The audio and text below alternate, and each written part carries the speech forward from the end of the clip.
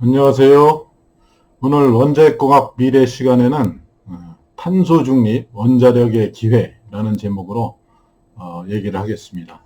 제가 이 주제를 선택한 이유는 요새 이제 그 탄소 중립이 세계적인 그런 화두가 되고 있는데, 그것이 원자력에 새로운 기회를 제공한다.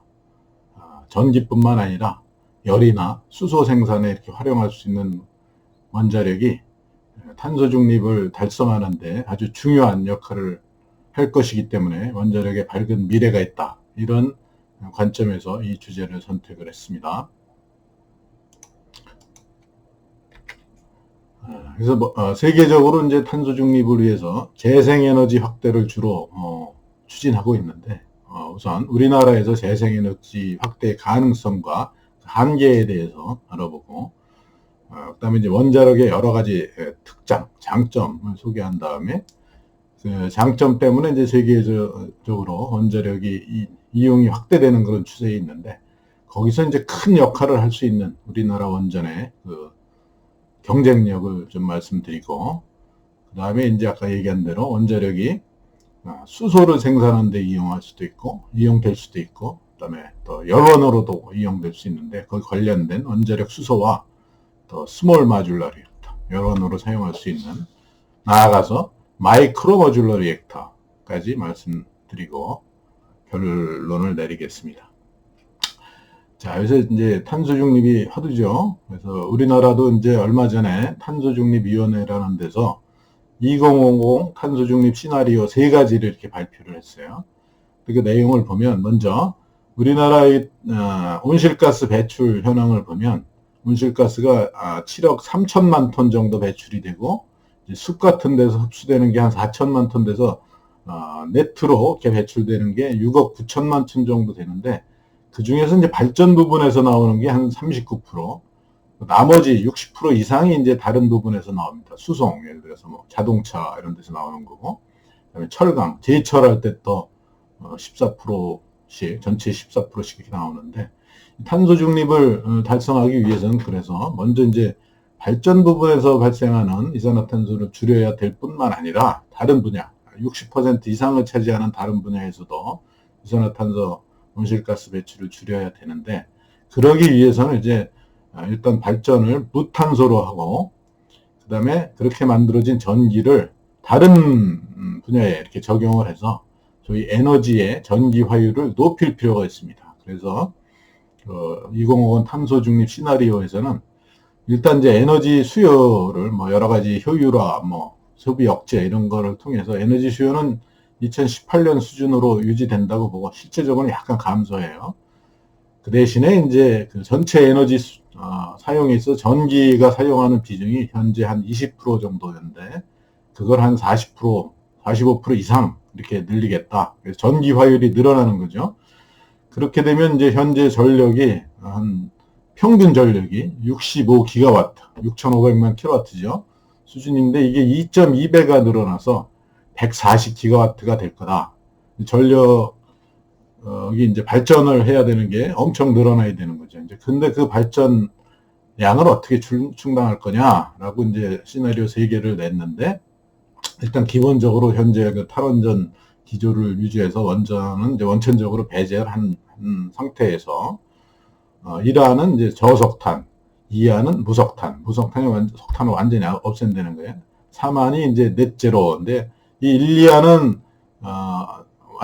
완전한 이산화탄소 배출 제로를 네트로 달성은 못하는데, 3화를 보면 그게 발생과 흡수가 이렇게 서로 상쇄돼서 넷제로를 달성한다는 거예요. 넷제로에서는 아예 화석 에너지를 하나도 안 쓰는, 석탄뿐만 아니라 LNG 같은 이 화석 연료를 전혀 안 써서 발전을 한다, 이렇게 돼 있어요. 그래서 이게 세 시나리오에서 전력 구성안인데, 여기 이제 석탄이나 LNG, 화석 연료 전혀 없고, 근데 이제 그 발전해야 될 공급해야 될 전력이 평균 140기가와트인데, 그걸 여기서 화석 에너지 없이, 또 원자력도 별로 없거든요. 기가와트로 보면 원자력이 8.8기가밖에 안 되고, 나머지가 이제 뭐냐면 주로 재생에너지, 102기가와트.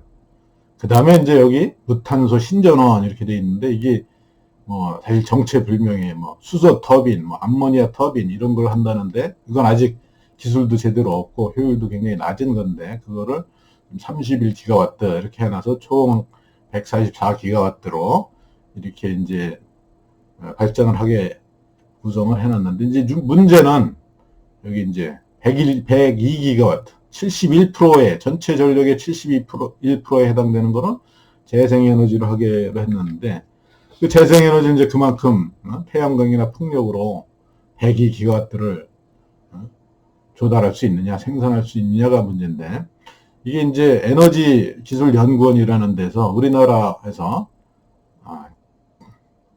생산 가능한 태양광 발전량, 잠재량을 한번 조사를 한 거예요. 그래서 여기 보면 토지, 뭐 건물 다 합쳐가지고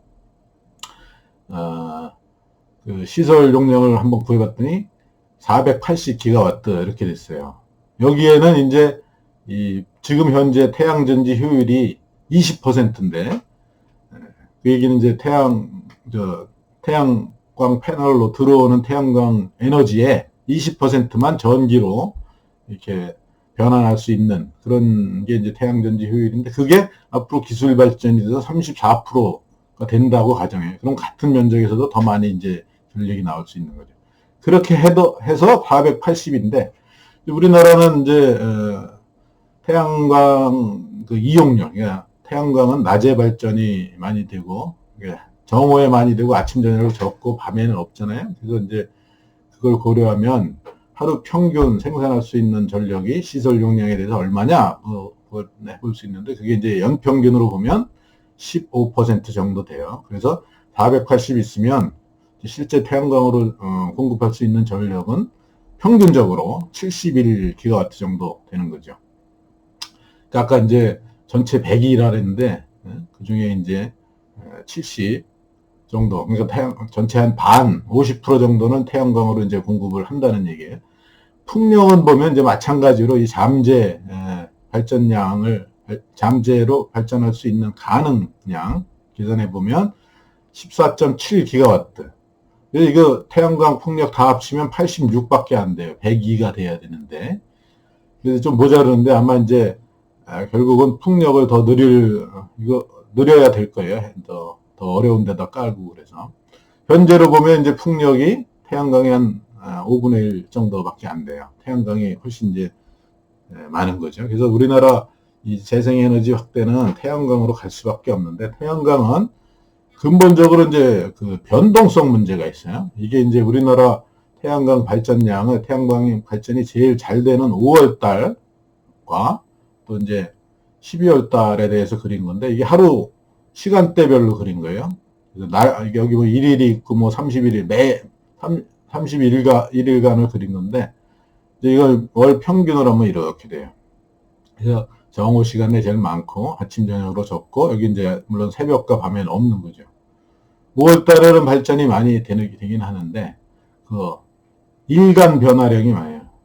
여기 뭐 이렇게 왔다 갔다 하는 게, 날이 바뀌면서 왔다 갔다 하면서 엄청나게 변하죠. 그 다음에 또 이제 5월 달과 12월 달 비교해 보면 또 월간 변화량도 엄청 많아요. 태양광은 굉장히 그 변동이 심한데, 생산에 있어서 그걸 이제 연평균으로 쫙 내보면 이렇게 돼요. 그래서 태양광은 이제 최대 발전 효율이 한 49%. 그러면 예를 들어서 100kW짜리 시설을 만들어 놓으면 제일 발전이 잘 될 때, 그때 한 49kW가 한 12시, 1시 그때 나오고, 그 전에 이제 그보다 작다는 얘기죠. 어쨌든 이거를 이제 태양광은 이런 그 변동성 혹은 간헐성이라고 이렇게 얘기할 수도 있는데, 이런 게 있기 때문에 이 이제 완전한 그런 발전원이 못 되는 거예요. 자기 발전하고 싶을 때만 해. 전력은 밤에도 필요하고 새벽에도 필요한데, 그래서 이제 그럴 때 쓰게 하려면 결국 이렇게 많이 발전된 거, 여기 평균이 이렇게 있는데, 평균보다 많이 발전된 거는 저장을 해놨다가, ESS라 그러죠. 에너지 스토리지 시스템에 저장을 해놨다가 이렇게 새벽 시간대, 밤 시간대 이제 나눠서 써야 되죠. 그러려면 저장을 해야 될 그 비중이 발전량 중에 한 52% 정도 돼요. 평균으로 보면. 근데 이제 아까 같이 140기가와트를 이제 2050년에 공급해야 되는데 그 중에 50%를 70기가와트를 태양광으로 공급한다. 그 보면 태양광으로 발전을 해야 될 게 이제 예를 들면 이렇게 돼요. 근데 여기에 이제 우리나라 이제 하루에서 그때 당시 하루에 필요한 전력 시간대별 전력 변화량 새벽에 좀 적고 오전에 올라갔다 점심시간에 떨어지고 이렇게 되는 건데 이제 수요보다 태양광 발전이 많아지는 경우가 이렇게 나오고 일단 뭐 50% 태양광으로 하면 나머지는 이제 뭐 풍력 뭐 원자력도 좀 있고 뭐 다른 것도 해서 무탄소 신전원대에서 이렇게 나머지가 공급하는 게 한 50% 정도 되잖아요. 그러면 이제 이 수요에 비해서 공급이 이만큼이고 이제 모자라는 건 이제 나머지 태양광으로 공급해야 돼요. 여기서 새벽 시간대는 이만큼. 그 다음에 이제 낮 시간대는 요만큼이 이제 태양광으로 공급이 돼야 되는데 낮 시간대 보면 이제 이만큼이 생산되잖아요. 요만큼만 공급하면 되는데 그래서 남는 거는 사실 요만큼 더하기 요 아랫부분 이게 남는 거죠. 남는 거는 저장을 해야 돼. 저장을 했다가 이제 이 새벽과 밤 시간대에 모자라는 거를 이제 방전을 해서 공급을 해줘야 되는데 요게 이제 그거예요. 이 방전을 하는 게 빨간 커브에서 0보다 큰 데는 방전을 하는 거고 0보다 작은 데는 충전을 하는 거예요. 그래서 이만큼 충전을 했다가 새벽과 밤 시간대 이제 방전을 해서 써야 되는데 그렇게 이제 이 저장을 해야 될 프랙션이 분율이 요거의 면적이란 말이에요. 그것이 이 전체 생산한 면적이 얼마가 돼야 되냐면 56% 정도나 돼야 돼요. 그렇게 되려면 이제 엄청난 용량의 그런 배터리 ESS가 필요한데 그 140기가와트를 생각하면 56.1%의 저장 이제 하루를 운영하는 데 필요한 그 배터리 용량이 1157기가와트 시 이거 엄청난 거예요. 이거 구축하는데 한 460조 원 정도 드는데 이거는 한번 구축해 놓으면 배터리 이제 수명이 한 10년 되고 그럼 한 3,500개 충방전을 하면 3,500개 쓰는 거죠. 그러면 이게 비용을 ESS 비용을 그렇게 생각해 보면 ESS가 이제 단위 가격으로 보면 이제 킬로와트 시 용량을 갖는 게 한 40만 원 기가와트라면 4,500원 원 이렇게 되는데 그걸 갖다 놓고 이제 10년 동안 3,500개 충방전 할 때 3,500번 쓴다고 보면 킬로와트시 운용하는데 175원 정도 된다는 계산이 나와요. 그러면 태양광은 일단 발전하는데 비용이 들고 저장하는데 이제 비용이 또 드는 거예요. 발전하는 비용이 이제 이게 2025년 이상치인데 뭐 100원, 10kW 시당 100원까지 떨어질 수 있다고 보면 거기다가 이제 1kW 생산할 때마다 0.56kW시는 저장을 해야 되거든요. 그러니까 1kW 저장 운영했는데 175원 드는데 0.56만 하면 되니까 곱하면 그게 98원이에요. 그래서 발전 비용 100원, 저장 비용 98원. 그래서 저장 비용이 발전 비용하고 거의 똔똔이 되는 거죠. 같이 되는데 나중에 이제 태양전지 효율이 아까 20%에서 34% 이렇게 는다 그랬는데 그렇게 되면 이 발전 비용은 줄어들 수 있어요. 그러면 나중에는 이 저장 비용이 발전 비용보다 커지는 배보다 배꼽이 더 커지는 그런 이제 문제가 되고 이게 이제 좀 이따 얘기하겠지만 저장 장치 비용은 크게 떨어질 수가 없어요. 그래서 설명을 다시 해드릴게요. 그래서 만약에 50%만 저장을 발전한 거에 50%만 저장한다 그래도 88원이 드는 거예요. 킬로와트 시당. 이거는 이제 원자력의 발전 원가는 뭐 60원도 안 되는데 태양광을 운영하기 위해서 꼭 필요한 저장 장치를 만을 운영하는데 88원이 든다는 얘기는 그만큼 이제 태양광의 그 부담이 운영 부담이 크다는 얘기겠죠. 자, 근데 그 비용뿐만이 아니라 이제 그 태양광은 이제 엄청나게 소요되는 그 물질의 양도 이제 문제가 되는데 이게 이제 세계 최대로 현재 상태에서 세계 최대로 구축되어 있는 LG가 공급한 거예요. LG가 공급한 그 이제 미국 그 몬트레이 지역에 있는 세계 최대의 ESS고 이게 1.2기가와트 아워짜리 요런 렉 형태로 돼 있는 게 이제 이렇게 꽉 창고에 꽉 차 있죠. 여기 하나하나가 그 렉인데 이 하나 렉이 0.33메가와트 아워 즉 330kW 인데 그 무게가 2.3톤이에요. 그래서 1메가와트 하면은 7톤이 되고 1기가와트 이거 이제 1.2니까 1기가와트는 7천이고 이거 전체 하면 8,000톤. 아까 우리 1160기가와트라 했는데 800만 톤이 필요한 거예요. 우리나라가 이제 반일치 태양광 전력 저장하는데. 그리고 더군다나 이거를 이제 매 10년마다 교체를 해야 돼요. 엄청난 질량이고 사실 태양광은 비 올 때 이제 눈 올 때 발전을 못하니까 저장을 하는 거를 반일치만 저장하면 안 되겠죠. 최소한 3일치나 해야 된다고. 장마 때를 대비하고 그러면 이게 이게 반일치가 그런데 3일 하면 6을 곱해지 68, 48. 그러면 4,800만 톤. 엄청난 질량이 필요한데 이 질량의 대부분을 차지하는 게 이제 리튬이란 말이에요. 리튬은 흔한 그런 원소가 아니에요. 희귀 금속. 그래서 나중에 이제 재생에너지가 많이 확대될수록 이 ESS의 필요성은 점점점 증가할 거고 그렇게 되면 이제 수요가 많아진단 말이에요. 리튬의 수요가. 그러면 공급은 이제 제한돼 있을 거고 그럼 수요 공급 법칙에 따라서 리튬 가격이 올라갈 수도 있어요. 그래서 내가 아까 태양전지 가격은 떨어지더라도 ESS 가격은 크게 안 떨어질 거다라는 게 이제 그런데 그게 여기 미국 재생에너지 연구소 이런 데서 예측한 데에서 드러났는데 이렇게 낙관적으로 가더라도 75% 2020년에 비해서 2050년에 75% 수준밖에 안 떨어질 거다. 잘 가더라도 한 40-50%밖에 안 될 거다라는 거예요. 근데 이렇게 가지 않을 가능성이 높다는 거죠. 제 얘기는 수요 공급에 따라서 수요가 늘어나면은 자 그래서 이 재생에너지의 이제 한계는 결국 그거예요.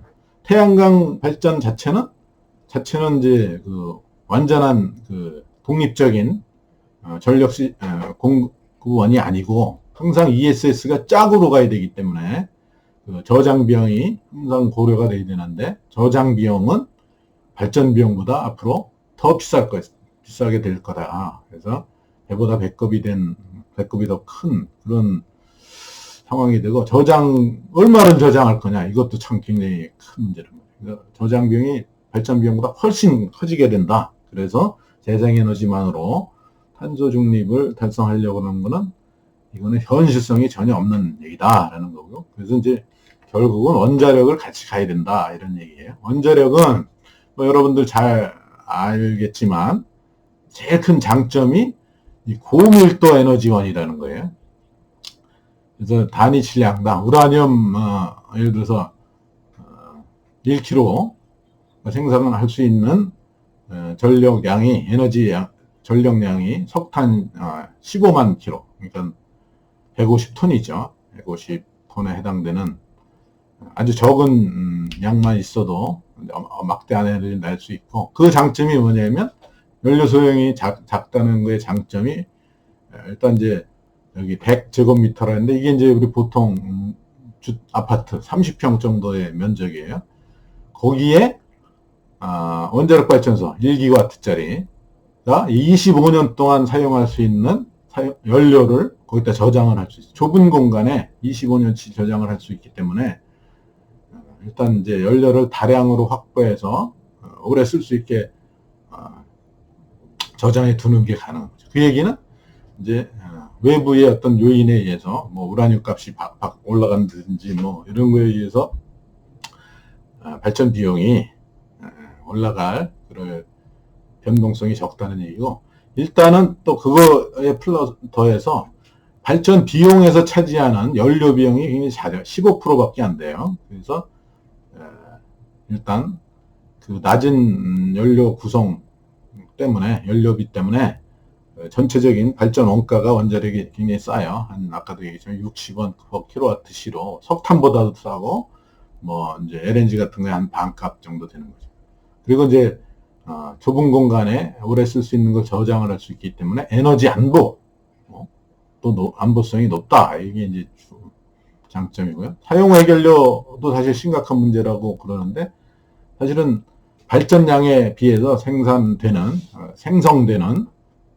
사용 해결료 양도 적어요. 조금은 좁은 면적만 있으면 충분히 안전하게 이렇게 저장을 할 수가 있어서 사용 해결료 기술이 나올 때까지 좀 더 지금도 있지만 좀 이따 설명하겠지만 지금보다 더 경제적인 기술이 나올 때까지 현장에 저장을 하는 것도 큰 문제가 없다라는 거고, 두 번째 장점이 이제 무탄소 청정 전력원. 청정이라는 건 일단 미세먼지 같은 공기 오염 물질을 발생을 안 시키고, 그다음에 중요한 거는 이산화탄소 발생이 없다. 가동 중에는 전혀 이산화탄소 발생이 없어요.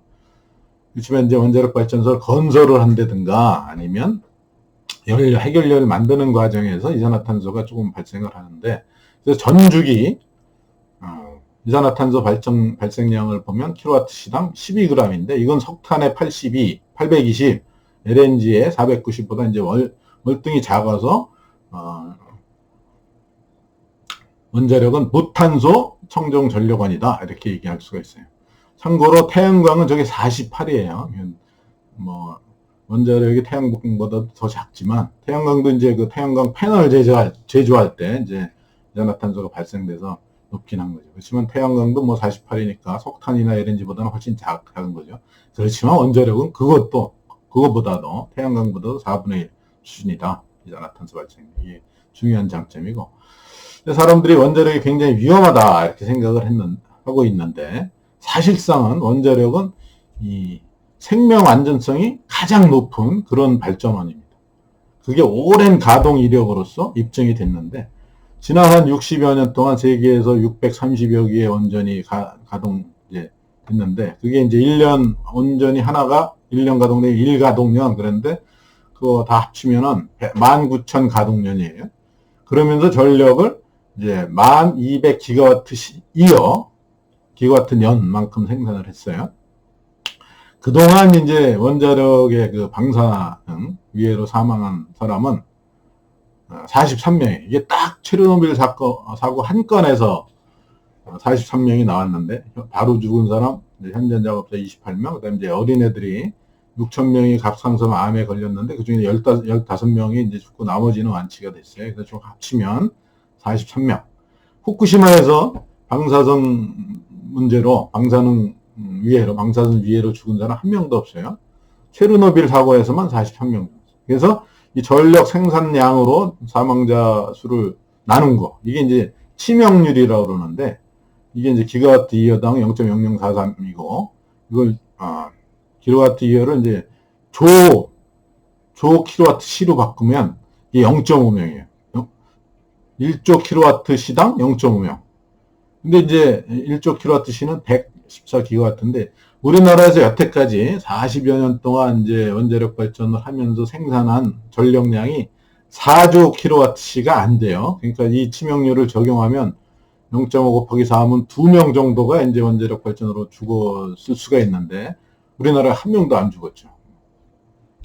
그러니까 원자력 발전이 아주 생명 안전성이 높게 안전하게 잘 유지되어 왔다. 이게 기록으로서 오랜 가동 이력으로서 입증이 되어 왔다는 게 중요한 사실이에요.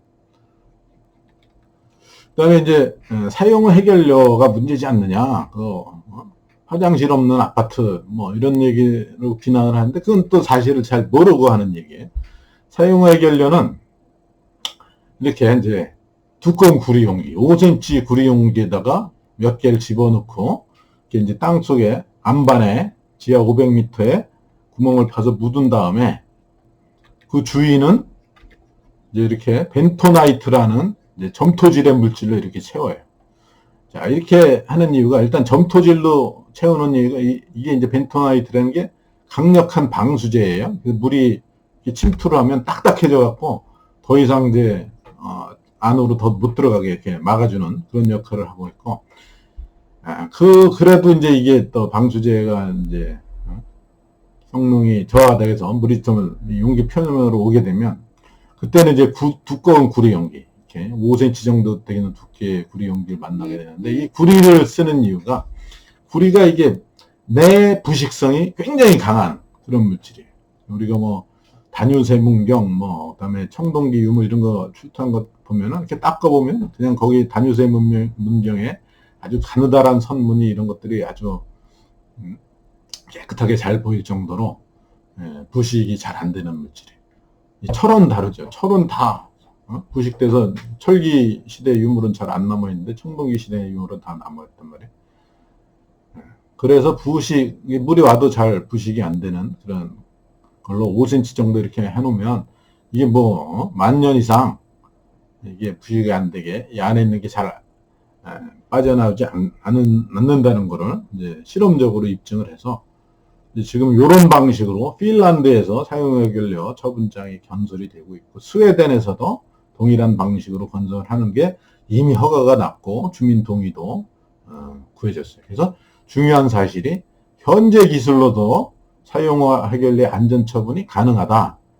다만 이제 문제가 뭐냐면 이 두꺼운 구리가 비싸요. 이게 양도 많이 들어 비싸서 이거보다 더 경제적인 거 기술을 이제 개발을 하고 있는데, 그렇게 더 경제적인 기술이 나올 때까지 좀 더 기다려도 되는 게 아까도 얘기했지만 사용하길래 발생량이 적기 때문에 그냥 발생한 거를 원자력 발전소 그 부지에다가 중간 저장 시설, 임시 저장 시설을 만들어 놓고 거기 저장해도 되는 거예요.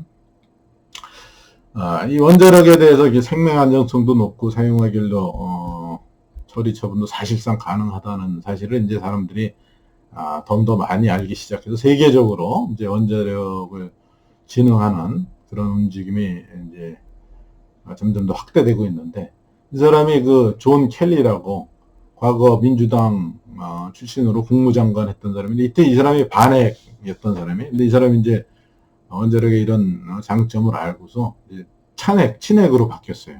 그래서 이 사람이 기후변화 특사로 임명이 돼가지고 미국 내에 이제 뭐 기후변화 대처를 위해서 원자력 진흥, 그러니까 뭐 SMR, 미국은 주로 그런데 SMR 진흥을 주창하는 뿐만 아니라 이제 세계적으로 다니면서도 중국가에 가서도, 이게 이제 중국의 기후변화 담당 거물인데 시제나라는 사람하고 만나서, 중국이 이제 미국하고는 뭐 여러 가지 뭐 무역 분쟁 또 패권 다툼 이런 걸 하고 있지만 기후변화에 대해서는 협력하자. 그래서 지금 사실 제일 온실가스를 세계에서 제일 많이 배출하는 나라가 중국인데, 중국도 탄소 중립에 동참하기로 2060에 탄소 중립에 동참하기로 했고, 그러려고 보니까 2025년까지 건설하기로 했던 원자력 발전소의 5배 정도를 2060년까지 건설을 해야 되겠다. 원자력을 확 늘려야 되겠다라는 그런 안을 내놨고,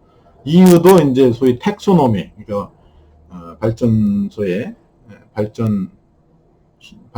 대한 어떤 세제 혜택, 뭐 금융 지원 이런 거를 이제 지속 가능한 발전소에 대해서 해주는 그런 거에 원자력 발전도 이제 포함을 시키려는 그런 이제 노력이 이렇게 진행이 되고 있습니다.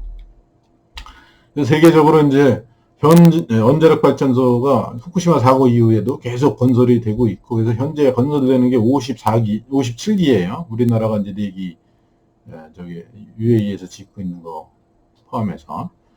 그리고 건설이 추진되는 거, 구체적인 계획이 있어서 이제 계획이 추진되는 거, 이런 게 전부 101기예요. 근데 이제 뭐 중국이나 러시아 이런 거 빼고 나면은 여기 보면 이제 동유럽, 뭐 벨라루스, 불가리아, 뭐 이게 동유럽 국가가 많고, 뭐 여기 이제 사우디아라비아, 중동, 뭐 산유국에서도 이제 있고, 아프리카, 뭐 아시아 이렇게 있는데 101기 중에서 이 중국과 러시아 거 빼고 이제 우리나라가 이제 이게 수주가 가능한 거 이런 거 다 쳐보면 37기 정도 돼요. 37기.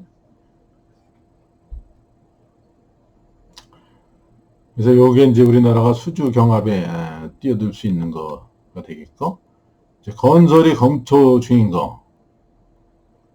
이거는 이제 2030년 이후 건데, 이거는 뭐 엄청 더 많죠. 300기가 넘고, 우리나라는 100기 넘게 이렇게 수주를 해서 우리나라 원전을 수출할 수 있는데,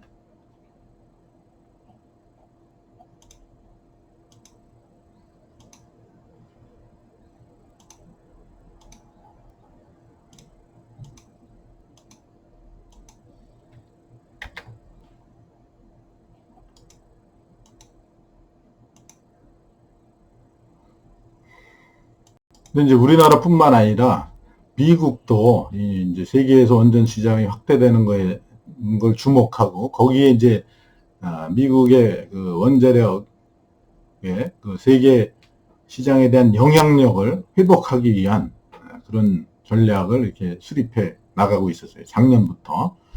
그래서 미국 상무성은 여기 보면 미국 원자력의 경쟁력을 회복하는 방안. 이게 이제 여기 보면 미국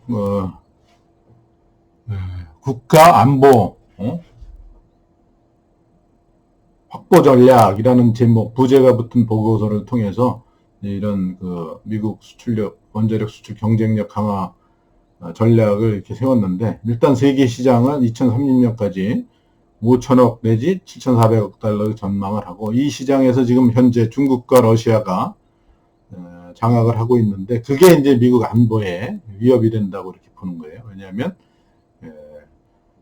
사용 해결료 이런 게 결국은 통제를 제대로 못하게 되면 해결료의 원연료로 사용될 수 있기 때문에 핵 비확산에 이제 걸림돌이 된다 이렇게 봐서 이제 미국 안보에 져야 된다고 보고 그래서 세계 시장으로 미국 원자력 기업이 수출을 해야 된다. 그걸 이제 미국 정부가 지원을 해야 된다라고 해서 수출입 은행을 통한 지원을 강화하고 뭐 수출 인하가 절차하고 또 원자력 협정이라는 게 원투쓰리 협정이라고 있는데 상대 국가 간 그런 거를 그 협정 과정을 효율화시키겠다 이런 거를 여러 그 전략을 이제 싱크탱크에서 제안을 했고 그게 이제 미국 정부가 트럼프 행정부 때 제안하는 건데 바이든 행정부가 이어서 이제 그걸 실행을 하고 있어요. 특별히 아까 동구권 얘기를 했는데 미국이 동구권 루마니아, 불가리아, 폴란드, 우크라이나 최근에 이제 우크라이나 원전을 미국이 이제 수주하기로 했다는 뉴스가 났는데 동구권 원전 시장에 적극적으로 진출을 하고 있어요. 근데 이제 문제는 미국이 독자적으로 이렇게 원전을 수출할 수 있는 그런 능력이 지금 없어요. 그래서 얼마 전에 문 대통령이 방미했을 때 한미 원전 동맹 뭐 이런 걸 결성을 했는데 우리나라는 원전의 설계, 제작, 건설, 운영 모든 부분에서 자급할 수 있는 능력, 완벽한 공급망을 확보를 했어요. 미국은 이제 30여 년 동안 원전 건설이 없었기 때문에 저런 그 공급망이 붕괴됐는데 우리나라는 이제 그렇지 않고 지난 40년 동안 3년에 2기씩 계속 건설을 해왔기 때문에 그 독자적인 그런 공급망, 완벽한 공급망이 갖춰져 있고 그거로부터 이제 아주 세계 최고 수준의 원자력 기술력이 이제 형성이 됐어요. 그래서 미국의 지금 원전 이 AP1000이라는 신형 원전이 2기가 건설되고 있는데 거기에 공급되는 원자로와 증기발생기를 이제 두산중공 공급을 했고요. 또 이제 APR 1300이라고 이제 신고리 3호기, 4호기에 로 건설된 원전인데 그게 이제 세계 최초의 제3세대 가압 수용 원전인데 그게 세계 최초의 그런 유형의 원전임에도 불구하고 처음 전출력 가동에 들어간 이래 389일 동안 한 번도 고장 없이 정지 없이 운전을 하고 첫 주기를 마침으로써 우리나라 원전 기술력의 그 우수성을 세계에 이제 이렇게 과시를 했고요. 그게 또 다른 기술력의 우수성이 나타난 게 이제 UAE의 원전이 건설하는 데 있어서 예산 내 적기 건설을 성공적으로 완료했다는 게 또 이제 우리나라 원전 기술력의 국제 신용을 높이는데 크게 이제 기여를 했고 또 객관적으로 우리나라 그 APR 1400에 간 미국 그 NRC 원자력 규제위원회에 안전성 인가도 이렇게 받아서 그 안전성을 객관적으로도 인정을 받았고요. 중요한 거는 가격 경쟁력이 세계 최고다. 미국 원전의 3분의 1, 프랑스의 2분의 1, 심지어 이제 중국 원전보다 이렇게 쌉니다. 그래서 우리나라 원전이 원전으로서 전력을 대규모로 생산하는 원전으로서 이제 우리나라뿐만 아니라 세계의 그 탄소 중립에 기여할 수가 있는데 그 이외의 용도로서 특별히 이제 아까도 얘기를 했지만 수송 분야에서 또 철강, 제철 분야에서 이산화탄소가 각각 14%씩 28%가 나오는데 거기서 이산화탄소 줄이려면 거기서 사용되는 화석 연료를 이제 수소로 이렇게 바꿔야 돼요. 수소 연료 잠지 자동차라든지 수소 환원제철을 통해서 이렇게 이제 이산화탄소 발생을 줄일 수가 있는데 그러려면 수소를 만들어야 되죠. 수소를 만드는 거는 이제 이산화탄소 발생 없이 또 만들어야 되는데 그게 이제 물 전기분해를 통해서 가능해요. 물 전기분해를 하는 방법이 크게 세 가지가 있는데 이제 제일 흔한 게 알칼리 수전해예요. 알칼리 수전액에다가 전극 넣고 이렇게 전기 통해서 수소 생산하는 방법. 그러면 여기 아노드가 이제 양극인데 여기서는 산화가 일어나는 거죠. 수산화 이온이 전자를 잃는 거. 그래서 산화가 일어나고 캐소드. 이게 이제 음극인데 여기서는 환원이 일어나서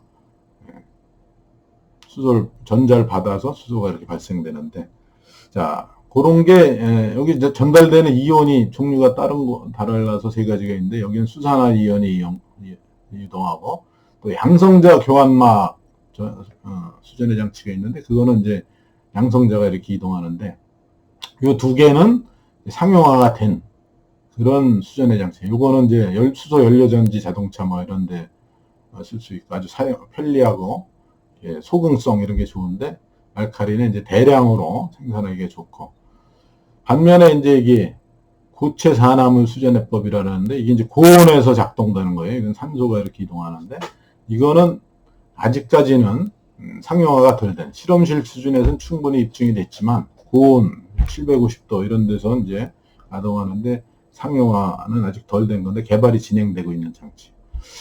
그래서 상용화된 그 알칼리 수전에 20메가와트급 이거를 하면은 1년에 2,700톤의 수소를 생산할 수 있는데 비용이 만만치가 않아요. 200억 원 이렇게 들어가는데 저렇게 비싼 수전의 장치를 갖다가 이제 만약에 이제 태양광으로 전력을 공급한다. 태양광 그 옹호론자는 이 태양광 발전이 많이 되는 시간에 남는 전기를 저렇게 이제 수전의 장치에 공급해서 수소를 생산하면은 되지 않느냐라는데 문제는 저 수전의 장치가 비싸다는 거예요. 비싼 거를 갖다가 15% 시간대만 이용을 하게 되면 1년에 뭐 8,760시간인데 뭐 한 1,500시간 뭐 이 정도밖에 이용을 못 하게 되면 수소 생산 단가에 그 설비가 차지하는 비중이 높아지는 거예요.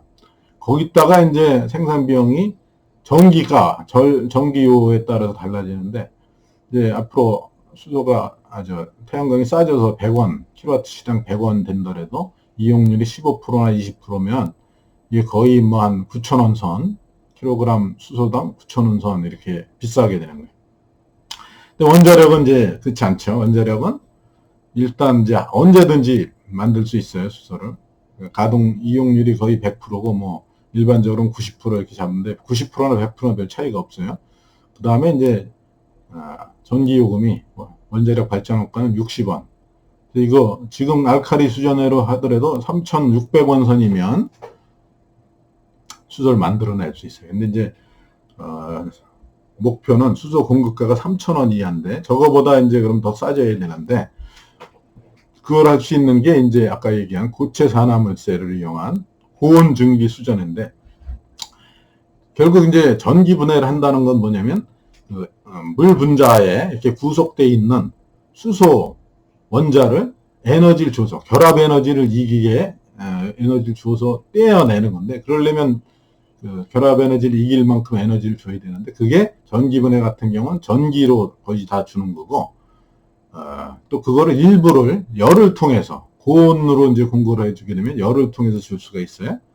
그렇게 되면 이제 필요한 전기 에너지가 줄어들 수 있는 거예요. 이게 이제 그 그리는 보여주는 건데, 온도가 높은 데서 반응이 일어나면 이제 열로 공급되는 T 델타 S, 여기는 이게 델타 S는 엔트로피예요. 엔트로피가 뭐 이렇게 증가하는데, 그래서 열로 이만큼 공급하게 되면 총 필요한 에너지 중에서 열 이만큼 빼면은 전기 에너지가 적어도 된다.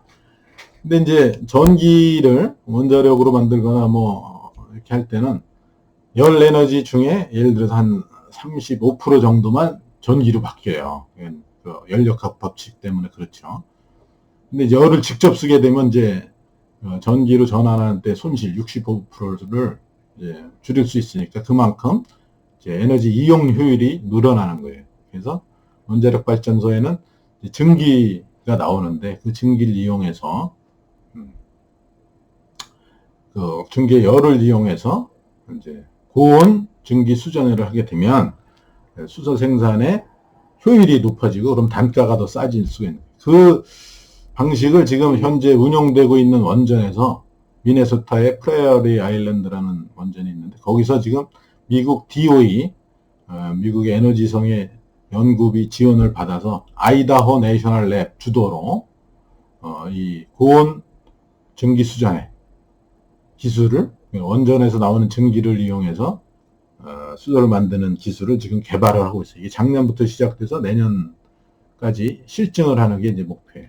전혀 꿈이 아니다 이런 얘기고, 그 원자로에서 열을 아까 보면 이제 750도 막 이렇게 더 높은 열을 사실은 그 고온 증기 수전회 할 때 공급해 줄 필요가 있는데 그 고온열을 아주 쉽게 공급해 줄 수 있는 새로운 유형의 원자로가 있는데 그게 이제 초고온 가스로라는 거예요. 이 초고온 가스로는 연료가 아주 이제 형태가 특별한데 여기 우라늄 연료 알갱이가 지름이 0.5mm도 안 돼요. 그걸 안에 아주 작은 알갱이에다가 이제 바깥에 실리콘 카바이드라는 아주 다 견고한 물질을 3겹으로 이렇게 코팅을 해가지고 이게 이제 알갱이 지름이 0.92mm, 이게 1mm가 안 되는 아주 작은 알갱이를 이렇게 만들어서 그걸 가지고 이렇게 펠렛 형태로 만들 건가 아니면 공 형태로 만들어서 이제 원자로에 집어넣고 이제 그 주위는 공 형태로 만들고 이제 그 주위는 헬륨 가스로 냉각을 하는 방식이 이제 초고온 가스예요. 그러면 일단 가스는 높은 온도까지 가열을 할 수가 있어요. 그래서 950도까지도 올릴 수 있는 그런 고온의 가스를 만들 수 있는 게 초고온 가스로고, 이거는 이제 뭐 재료 그렇게 높은 온도에 견딜 수 있는 재료의 문제 뭐 이런 것들이 있는데 이미 중국에서는 950도는 아니지만 한 750도가 넘는 그런 가스로를 이미 개발해서 운전 중에 있고 일본에서도 이걸 하고 있어요. 그러니까 이 기술은 이제 구현이 충분히 가능한 이런 기술이고 이미 구현이 돼 있는 기술이고 이거는 특별히 안전성이 높아요. 이렇게 보통 원자로는 지상에다 하는데 이건 지하에다 이렇게 건설해서 냉각도 비상 상황에서도 이렇게 굴뚝만 높이 세우면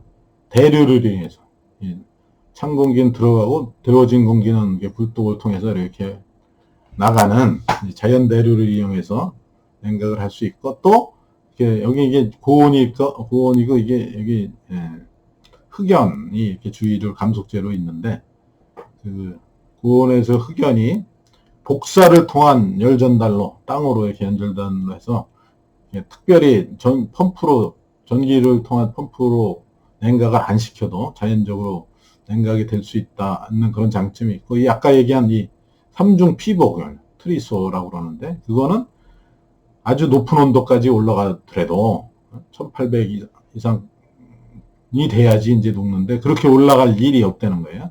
그래서 굉장히 안전한 그런 원자로 개발이 이제 되고 있고, 이게 좀 이따 얘기할 그 미국에서 개발하는 SMR의 아주 중요한 종류로 개발이 되고 있어요.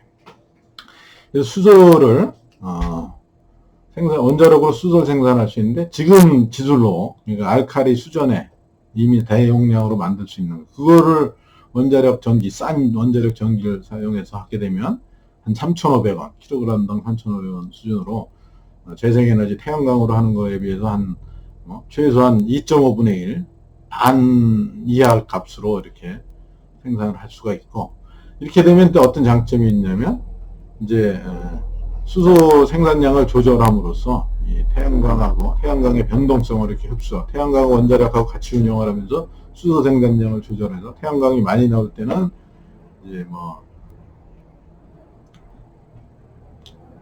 그거를 수소로 수소 생산에 돌리고, 원자력 전기를 수소 생산에 돌리고, 그 다음에 이제 태양광이 줄어들면 수소 생산량은 줄이고 원자력으로 전기를 바로 공급하는 이런 식으로 함께 연계해서 운영을 할 수가 있고, 태양광과 이건 현재 기술로도 가능한 거고, 이제 그 증기를 이용하는 거, 고온 증기 수전해를 하게 되면 경제성이 이제 높아진다. 훨씬 더 효율이 높게 수소를 만들 수 있는데, 그거는 이제 거기에 사용되는 그 고체 산화물 수전의 셀의 기술 향상, 이제 고온에서 오래 견딜 수 있게 하는 그 기술 향상이 필요한데, 그게 이제 되고 있고 INL에서 이미 하고 있다는 얘기예요. 여기 2단계로 그렇게 하고, 3단계로 가면은 이 초고온 가스로 해서 나온 열과 그 다음에 이제 그냥 그 보통 발전소 가압경술에서 나온 전기를 이용해서 두 개를 병용해서 이렇게 또 수소를 높은 효율로 만들 수가 있는 거예요. 그런 방식으로 하게 되면 원자력을 수소 생산에 아주 효율적으로 쓸 수 있다라는 얘기를 할 수 있고, 지금부터는 이제 그 소형 모듈 원자로에 대한 얘기를 좀 하겠어요. 소형 모듈 원자로는 전기 출력이 이제 300메가와트 이하, 보통은 이제 1000메가와트 이상이 대형 원전인데 그 이하인 거고, 작게 만들어 가지고 공장에서 이제 제작해서 수송 운반에도 설치가 가능한 그런 특징이 있어서 이게 모듈형이다라고 해요. 모듈 형태로 만든. 이 SML의 특징은 안전성이, 무엇보다도 제일 중요한 특징이 안전성이 대폭 드러난다. 여러 가지 방법으로 안전성을 높일 수 있는데, 아까 얘기한 그 3중 피복 해결력, 입자 해결력, 그건 손상 가능성이 굉장히 작은 신개념 연료인데 그런 걸 사용한다든가, 피동 냉각 같은 자연 대류를 이용한 거, 아까도 그 초고온 가스도 있지만 물로도 그게 가능해요. 그렇게 한다든가, 전기 없이도 냉각을 하는 게 이제 피동 냉각이고, 그다음에 계통을 단순화하고 일체화하는 게 있어요. 보통 대형 원전은 원자로가 있고 증기 발생기가 있고 펌프가 있고, 그것들이 다 관으로 파이프로 연결이 돼서 만약에 파이프 연결부에서 샌다든가 이런 문제가 될 수 있는데, 그런 중요한 기기를 다 큰 원통에다 넣어가지고 새는 거를 아예 그냥 원천적으로 방지한 게 이제 일체화 개념이에요. 그런 식으로 해서 안전성을 높여서 수요지 인근에 이렇게 설치를 할 수가 있고, 그러면 건설비도 싸고 여러 가지 유연하게 소규모 전력 계통에 쓸 수도 있고요. 중요한 거는 전력뿐만 아니라 이제 고온 열을 제공해서 이제 바닷물을 끓여서 담수하는데, 수소 생산하는데, 합성연료를 만드는데 이렇게 사용을 할 수 있고, 좀 이따 얘기했지만 재생에너지 가능성을 보완하는 때도 사용할 수가 있어요. 그 종류가, 지금까지 대형 원전은 주로 이제 물로 냉각하는 수냉각로인데, SMR은 액체 금속, 또 헬륨 같은 기체 냉각, 또 나아가서 용융염 원자로도 해가지고 현재 70여 종이 이렇게 개발이 되고 있는데, 여기 보면 이제 70여 종의 이제 출고 온도, 그 용량에 따라서 여러 개가 있는데, 사실 이제 우리나라에서 이 SMR 개발을 선도적으로 했었어요. 1997년, 여기 잘못됐네. 1997년부터 스마트라는 원자로가 개발이 착수가 돼서 15년 동안 개발해서 2012년에 표준 설계 인허가를 이제 받은 게 있고요. 미국은 이제 아주 적극적으로 SMR을 개발하고 있는데, DOE가 이제 3개의 큰 대형 그 프로젝트를 지원하고 있어요. 좀 이따 얘기하는 뉴스케일에 대한 거를 14억 불 지원하고 있고, 그 다음에 나트륨이라고 하는 원자로, 이건 액체 금속 원자로, XE100이라는 거는 헬륨 가스 냉각 원자로인데, 거기에 이제 각 8천만 달러씩 연간 7억을 7년간 지원하는 걸 이제 미국 GOE가 하고 있고, 이게 7년간 하는 게 2027년에 실증을 목표로 하기 때문에 이제 7년이라는 시한이 있는 거예요. 영국에서는 롤스로이스 주도로 UKSMR이라는 거 개발하고, 아까 얘기한 대로 하이 템퍼러처 리액터, 프로토타입 모듈인가 뭐 이런 게 이제 중국에서 이미 한동 발전에서 이제 건설을 하고 있고 운영에 들어갔다는 얘기가 있었어요. 그 다음에 용융염 원자로, 이거는 이제 선박에다 장착하는 용융염 원자로 이제 토콘, 이건 특별히 소듐을 연료로 쓰는, 우라늄 대신에 소듐으로 연료로 쓰는 게 있고, 이제 또 마이크로 모듈러 리액터, 이제 용량이, 이거 SMR은 이제 300메가와트라는데 이거는 이제 전기 용량이 한 10메가와트 정도도 안 되는 작은 그런 원자로인데, 이제 MMR이라는 게 이제 여러 기관에서도 개발이 되고 있어요. 스마트는 97년에 개발해서 여기 제대로 됐죠. 이게 이제 전력 생산 및 담수화 용도로 개발해서, 이거는 이제 일체형 원자로예요. 그래서 여기 보면 원자로가 있고, 오심이 있고, 증기 발생기가 있고, 펌프들이 이렇게 있는데, 이 펌프. 이런 것들이 다 그냥 일체형으로 큰 용기 안에 들어가서 안전성을 획기적으로 높인 게, 이제, 표준 설계 인허가까지 받아서 사우디에 이제 담수용, 뭐 전력 공급 이런 걸로 건설하기로 되어 있다가, 이제 여러 가지 문제로 난항을 겪고 있어서 이제 개발이 중단돼 있어요. 근데 이제 이걸 다시 재개를 할 필요가 있어요. 그 원자로 스마트가 좀 이렇게 지지부진하는 사이에 이제 미국의 뉴스케일 원자로 피동, 자연대류를 이용한 피동 냉각계통을 장착한 원자로인데, 이거는 좁고 길게 높게 이렇게 만들어진 원자로예요. 그래서 원자로가 이렇게 아래에 있는데, 증기 발생기는 여기 있어요. 열을 뺏어가는 증기 발생기. 그럼 열을 뺏기면 냉각수가 온도가 낮아져서 아래로 내려오고, 노심에서 더워진 거는 다시 이렇게 위로 올라가는데, 이게 이제 자연순환이에요.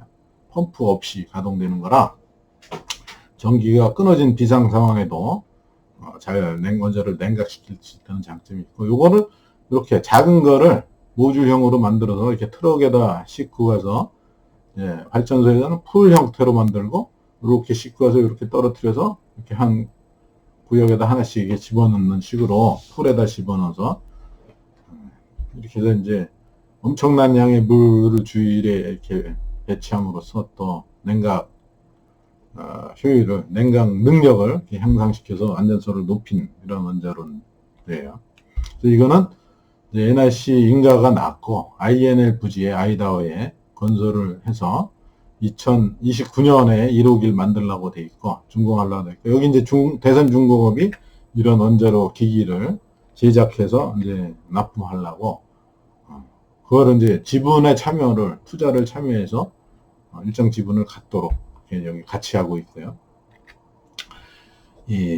아까 나트륨이라는 원자로 얘기했는데, 이거는 액체금속 원자로고, 액체금속 나트륨을 쓰는 건데, 고온으로 이것도 만들 수가 있어요. 고온으로 하면 장점이 뭐냐면, 소금 같은 염을 고온으로, 그러면 고온에서 이제 그 염이 녹게 되는데, 이제 열 용량이 높은 거죠, 용염. 그래서 가열을 이렇게 해놓고, 이 가열을 하는 거는 태양광하고 연계해서 운영하는 시스템이라고 볼 때, 태양광이 낮에 발전을 할 때, 그러면 이제 원전은 전기를 안 만들어도 된단 말이에요. 그때 원전로에서 나오는 열을, 용염을 가열시켜서 가열해 놓는데 사용을 하고, 태양광이 이제 발전을 못하는 밤에는 거꾸로 이게 이제 얘를 이렇게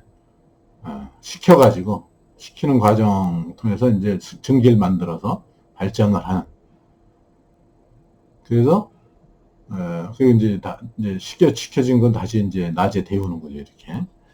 이런 식으로 하게 되면 이게 이제 태양광과 원전이 서로 이렇게 상호 보완적으로 이용이 될 수 있다는 그런 장점이 있어서, 요거를 이제 테라파워, 빌 게이츠가 투자한 회사에서 개발을 하고 있고, 물론 DOE에서도 재정 지원을 받고 있고요.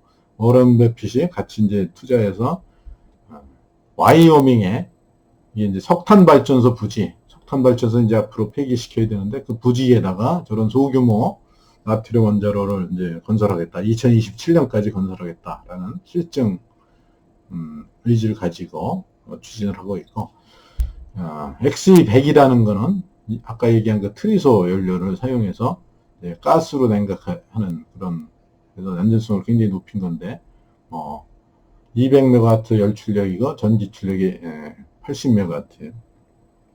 이것도 역시 2027년 실증을 목표로 해서, 이건 어디다 하고 있냐면 캐나다 뭐 이런 데다가, 워싱턴주 에다가 이제 건설을 하려고 이렇게 하고 있고, 얘는 특별히 고온 열원으로서 사용이 가능하기 때문에 하이드로젠 프로젝션에 사용하겠다라는 계획도 있어요. 그리고 이제 그거를 아주 작게 만든 게 USNC라는 회사, 울트라 세이프 뉴클리어 코퍼레이션 뭐 이런 건데, 거기서 마이크로 모듈러 리액터라는 거를 아주 작게, 이거는 여기 보면 15메가와트 써 말이에요. 이게 이제 열출력이 이 정도고 전기 출력은 5메가와트 정도 아주 작은 건데, 어떤 이제 뭐 아파트 단지라든지 연구소라든지 뭐 대학 캠퍼스 같은데 지하에 이렇게 설치를 해서 에너지 열원으로 또 전기 전력원으로 사용하게 되는 건데, 이게 이제 미국의 일리노이 대학에서 NRC에다 자기네 캠퍼스 부지에다가 이거 설치하겠다고 US NRC에다가 인허가 신청을 이제 했어요. 얼마 안 됐어요. 6월 29일 날. 그래서 이런 SMR, MMR 이런 게 이제 미국에서는 실현을 위한 이게 구체적으로 진행되고 있다는 얘기고, 나아가서 이제 다른 유형의 이제 마이크로 모듈러 리액터가 있는데, 이게 이제 뭐 우주선, 화성에 가는 우주선에 이제 쓰려고 소위 메가 파워라는 이 마이크로 모듈러 리액터를 개발하고 있는데, 이거는 아주 특별한 열 유동 운반 수단을 써요. 이게 히트 파이프라는 건데, 여기서 더워져서 이제 더워지면 증발을 하잖아요. 증발을 하게 되면 이제 최적이 줄고, 그러면 이렇게 여기 소위 모세관 현상 혹은 이제 표면 장력 현상이 생기는데, 여기가 공력이 높게 이렇게 되고, 이쪽 이제 찬데는 공력이 낮게 이렇게 되는데, 그럼 표면 장력 때문에 이 냉각제가 이렇게 움직이게 돼요. 그래서 이건 어떤 외부의 냉각제를 구동하기 위한 전원이나 이런 거 없이도 스스로 이렇게 이제 냉각제가 유동이 되면서 또 하나 장점이 이제 원자로 출력을 수요에 따라 필요한 만큼 원자로 출력이 자동으로 이렇게 조정이 되는 그런 장점이 있어요. 그래서 이렇게 여기 보면 이제 마스 화성에다 설치한다든지, 아니면 이제 군기지 아니면 이제 또 무슨 어디 뭐 탄광 뭐 유전 이런데 원격지 이런데 설치하는 동료원으로 설치하려고 웨스팅하우스, 그다음에 미국의 로스알라모스 뭐 아르곤 이런 데서 하고 있고, 우리 학교도 최근에 이제 MMR 개발에 우리 조영 교수님하고 우리 연구실이 이제 같이 협력해서 진행을 하고 있어요. 그래서 결론을 얘기를 하면은, 원자력의 이제 다각적 이용이 탄소 중립에 필수적이고, 그거 과정에서 다양한 원자료의 개발, 또 현존하는 그 원전 기술의 활용이 이제 필수적으로 이기 때문에 원자력의 미래가 아주 밝다, 이런 게 이제 결론인데, 구체적으로 보면 이제 재생에너지 위주로 탄소 중립은 실질적으로 불가능하다. 제일 중요한 게 태양광의 간헐성, 변동성 때문에 막대한 에너지 저장 비용과 물질이 필요하다. 그렇게 되면 이제 전기료가 뭐 지금 한 3배 정도까지 올라갈 수 있고, 그러면 국가 경제와 국민 생활에 엄청난 부담이 돼서 이게 감당할 수가 없는 거고, 그래서 실현할 수 없는 거다. 결국 원자력이 같이 가야 된다라는 거고요.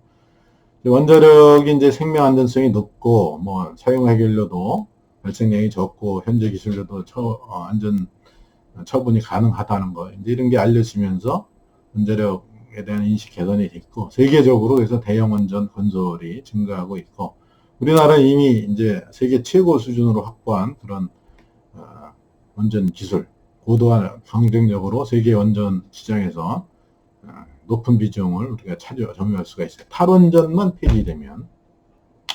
네, 그게 이제 폐기되겠죠. 그 다음에 이제 원자력은 전기뿐만 아니라 수소, 또 다른 열, 생산을 해서 생산에 사용되는데 SMR이 이제 다양한 용도로 전기에 에너지를 공급하는데 이제 개발이 되고 있고, 지금 현재 원전 전기를 사용하더라도 수소는 재생에너지 반값 이하로 생산이 돼서 경쟁이 가능하고, 또 그 고체 산화물 수전에, 그러니까 좋은 전기를 사용하는 걸 하게 되면 이제 3,000원 이하로 훨씬 싸게 수소를 만들 수가 있어요. 그 다음에 다양한 방식으로 이제 냉각을 하는 SMR 를 통해서 이제 안전성을 높인 원자로는 이제 무탄소, 전기, 열, 수소 공급을 통해서 탄소 중립의 중심적인 역할을 할 거고, 거기에 이제 여러분들이 원자로 개발과 원전의 확대에 크게 기여할 수가 있습니다. 그래서 여러분들에게 큰 밝은 미래가 열려 있다라는 것에 대해서 확신을 가지고 앞으로 2학년, 3학년 학부 때 대학원 공부 열심히 하기 바랍니다. 잘 대비하기를 바랍니다. 감사합니다.